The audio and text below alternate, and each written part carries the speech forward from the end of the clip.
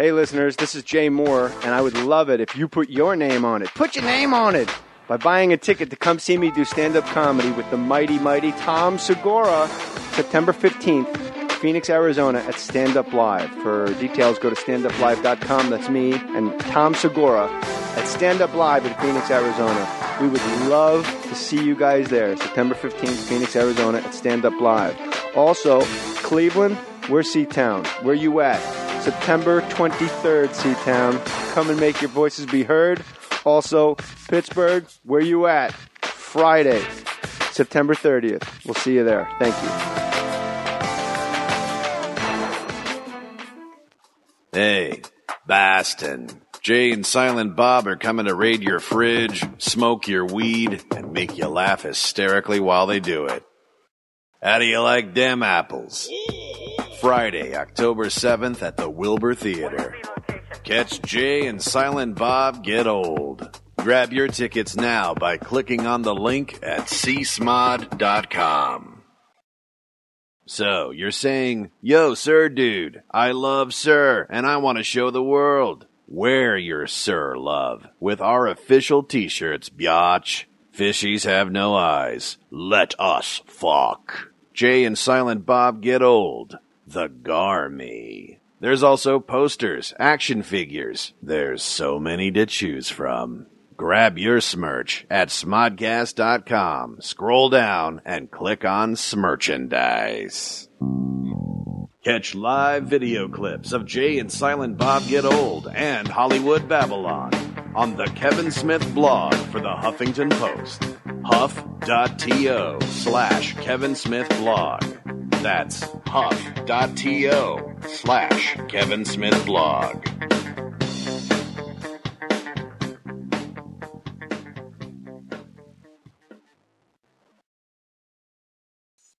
Yo, Red Bank, New Jersey. Jay and Silent Bob are gonna snooch to your motherfucking nooch. I don't even know what that means. Jay and Silent Bob Get Old. Live at the Count Basie Theater on October 8th. Special guest, Tell 'em Steve Dave. Get your tickets at countbasietheater.org. Jay and Silent Bob Get Old. Live at the Count Basie Theater, October 8th in Red Bank. Word. Want early access to tickets for Smodcast Internet Radio's metric fuck-ton of live shows? Join Smodcast. For just $4.99 a month, you'll get CD-quality audio of every podcast you hear on Sir, ad-free. It's like watching porn without having to fast-forward through that goddamn plot. You'll also get bonus video content and other badass exclusives. Smodcast, where Smodcast goes save for pay. All the deets at smodcast.com. Going to New York Comic-Con in October? Well, Jay and Silent Bob are giving you one more reason to fangasm. You might want to clean that up. Friday, October 14th at the IGN Theater. Catch a live performance of the popular podcast, Jay and Silent Bob Get Old. Dust off that Batman costume that's 3 sizes too small. Or, fuck it, don't wear a costume. Just wear some type of clothing, because, you don't want to get arrested. And get ready to enjoy a thick layer of gooey comedy jizz with Kevin Smith and Jason Mewes. Jay and Silent Bob Get Old, live in New York. October 14th at the IGN Theater. Tickets on sale now. For more info, go to csmod.com. Put your name on it. Just put your name on it. That's all I say. Be a man or a woman. Put your name on it.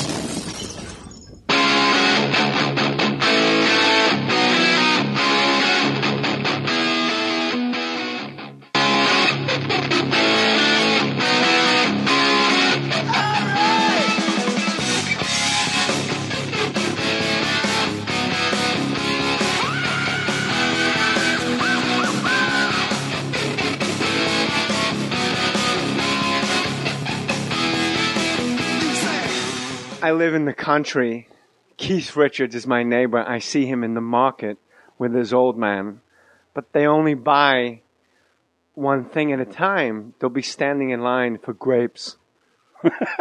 That's what. And I'm waiting for the rest of the story, but that was it. Like, and it was fascinating to me. That it was. No, that's Lou Reed.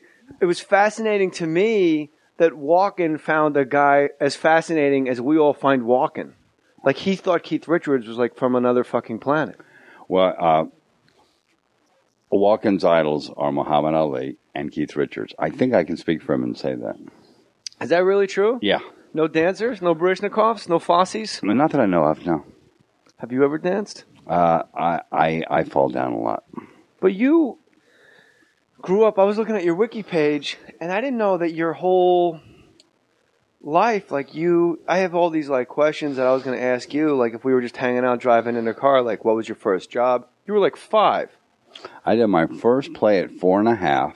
I played a mute clown it was called Toys for Tots. And a real memorable thing happened in my first performance.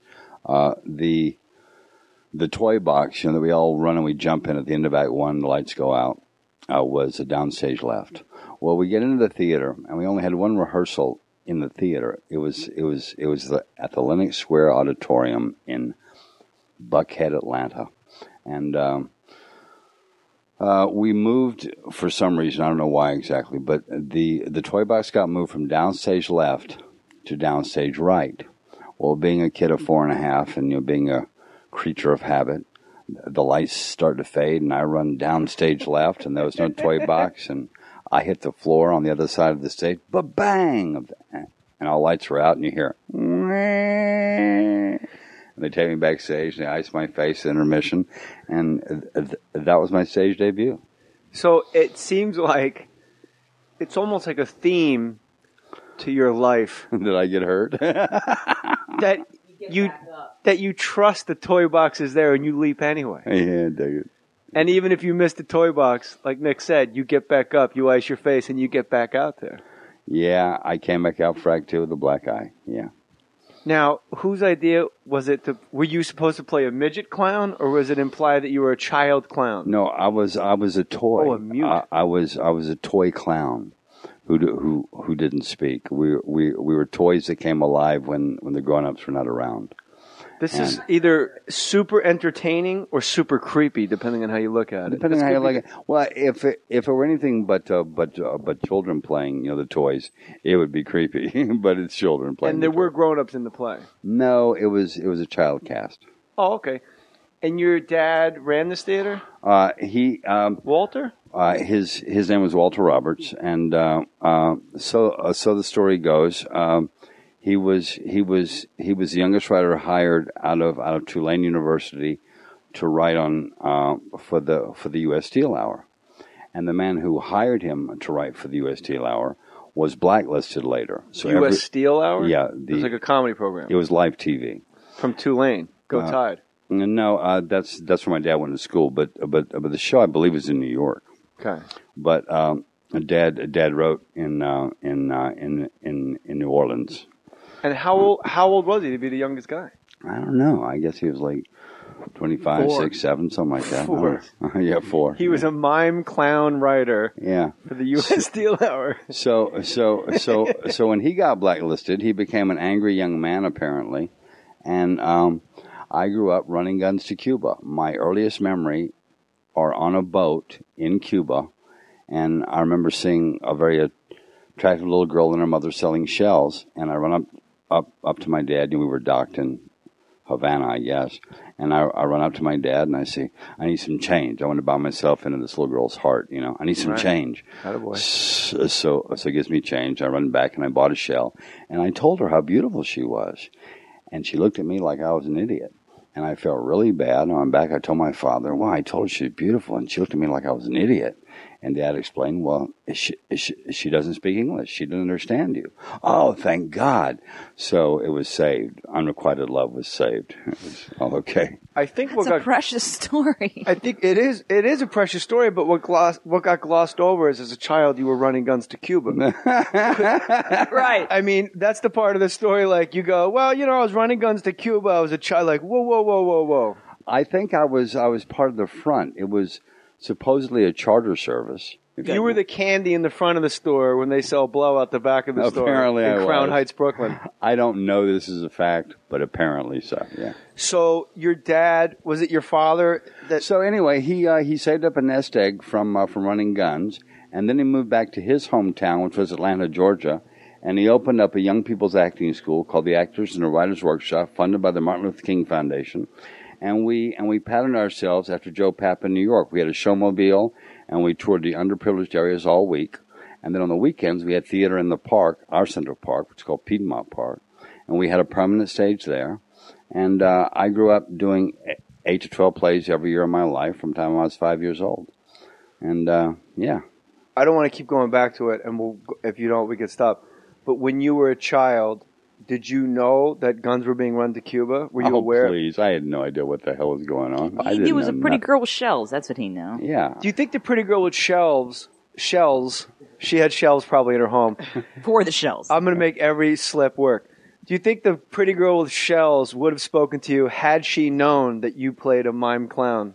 You think she would have been a little starstruck and given you a little behind the, Hopefully so, because I was in love at first sight. So hopefully, yeah. And it's a good part because you don't have to talk, and clowns have no language, Eric. There you go. I have a question. Yeah. I was a kid actor. I started when I was 8. You obviously sort of were just born into this.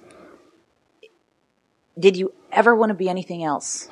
I've never known anything else. So it's like asking somebody who's raised in the dark if they like daylight. I don't know. This is all I know. It's all I've ever known. Likewise. And so it's all I've ever loved. It's all I've ever known that has my passion, that has my absolute interest. When you were, but you know what's interesting though about me starting in acting is I actually started because of an odd thing. I had a terrible stutter as a kid. Terrible stutter. Like you know. How in the first grade, when you first start reading, everybody goes around and everybody reads a stanza or a paragraph, whatever it is. And I would count the people, and I would count the paragraphs, and I would learn mine, because if I learned it, I could talk. But if I didn't, I would stutter. And I mean, I would stutter where every word took forever. And the class would just crack up. So it's very painful for me.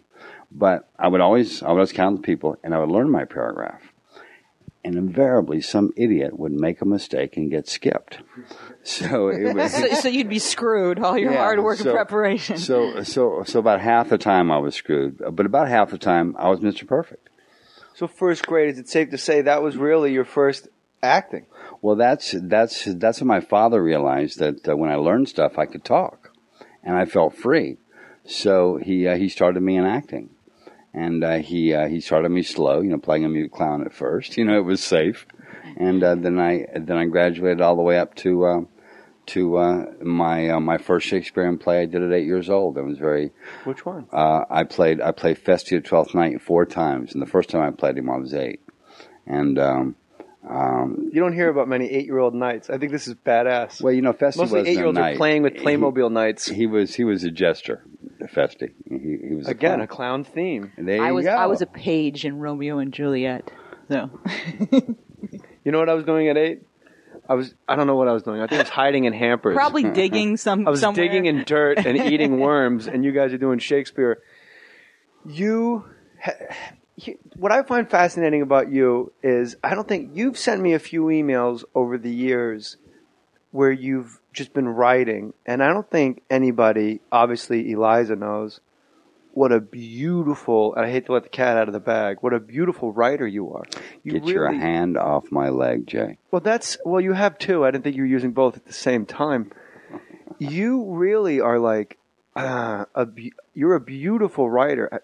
How often do you write, and have you ever thought, I know you thought about, publishing something. You had to have thought about publishing something, because you write in prose. Well, you know what? Everything I've ever written, I have something about being a celebrity that I think you would appreciate that I will lay on you here shortly. But everything I ever write or I think of writing, I run through my wife, because my wife Eliza is the writer in our family. I'm like the writing student in the family.